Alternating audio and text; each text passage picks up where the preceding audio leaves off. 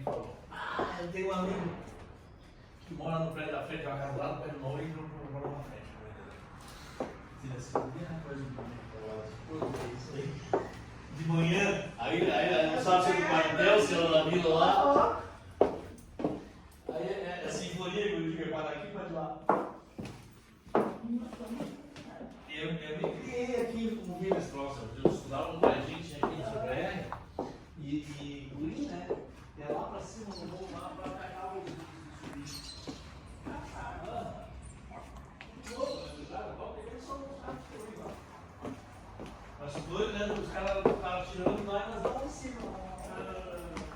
Acabando o lugar que eu